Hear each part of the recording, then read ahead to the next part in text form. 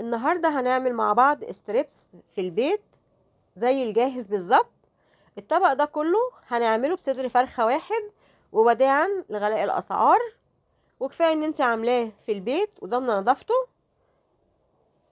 الستريبس معانا اهوت مقرمش من بره وطري من جوه، وعاملاه سبايسي، وطبعا ده اختياري. ندوق بقى كده عشان اقول لكم الطعم كمان ايه. لا بجد الطعم حكاية، وهتجربوا وتشوفوا النتيجة بنفسكم. دلوقتي بقى هنشوف احنا عملنا ازاي الطبق الستريبس دوت.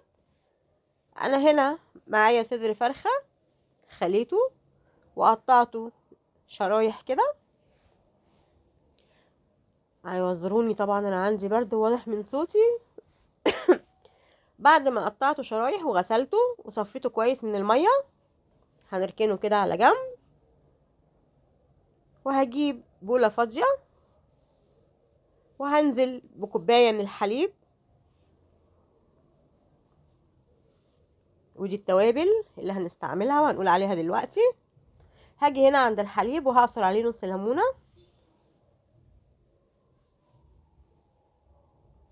التوابل بقى عندي توم باودر، بصل باودر، معايا بابريكا، معايا كاري، معايا جنزبيل، ملح وفلفل، ومعايا معلقة كمان من مرقة الدجاج الفوري. زي ما قلنا حبايبي، بصل، توم، بابريكا، كاري، معايا كمان فلفل اسمر وملح وجنزبيل.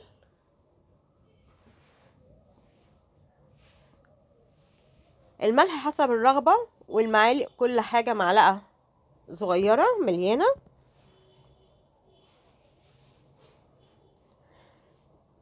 هنزل بالتوابل بعد ما قلبت كده عصرة الليمون مع اللبن، وهقلب كويس.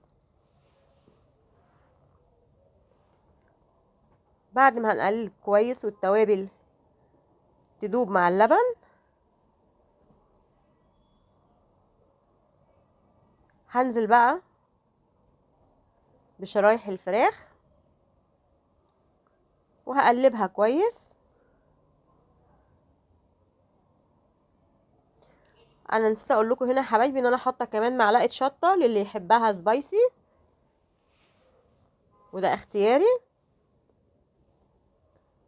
بعد ما تبلتها كويس هركنها على جنب لمده ساعتين اقل حاجه. بعد كده في بوله هكون نازله فيها بدقيق،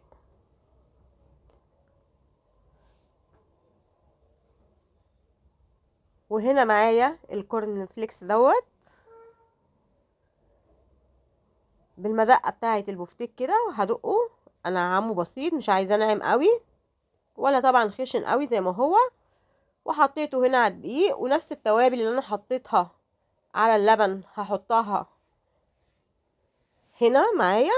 وكمان هنزل بربع معلقه كربوناتو، وهنزل بمعلقتين من النشا، وهقلب المكونات دي كلها كويس مع بعضيها.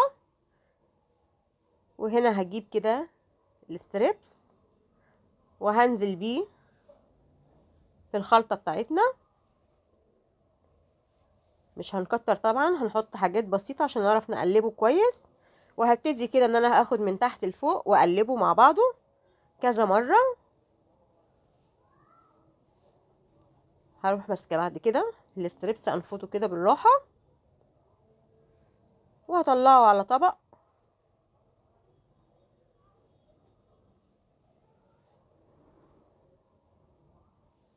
بعد ما خلصت الكمية كلها يا حبايبي، هاجي هنا بقى في الخليط بتاعنا، مش هرميه، هجيب مكعبات تلج كده وهنزل بيها في الخليط بتاعنا،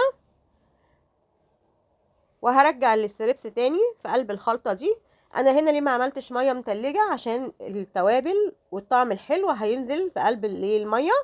فانا حطيت في نفس التوابل اللي اتبقت، حطيت مكعبات التلج، ورجعت نزلت تاني الستريبس فيها وطلعتها على الخلطة بتاعتنا تاني.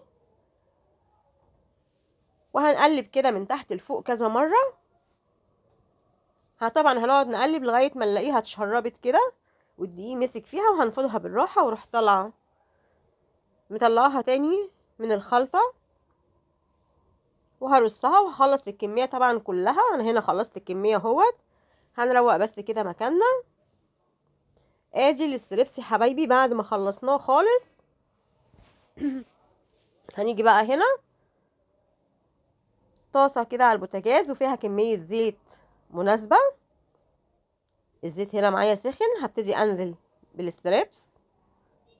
مش هحط كميه كبيره في الطاسه، ودي من الحاجه اللي بتخليه واخد لون واحد ومقرمش من بره وطري من جوه ومستوي، ان انا مش هكتر كميه الستريبس في قلب الحاجه اللي انا بقلي فيها.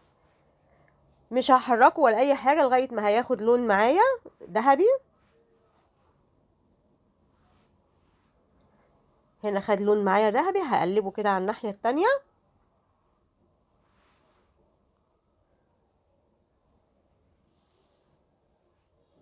بعد ما قلبناه على الناحيه التانية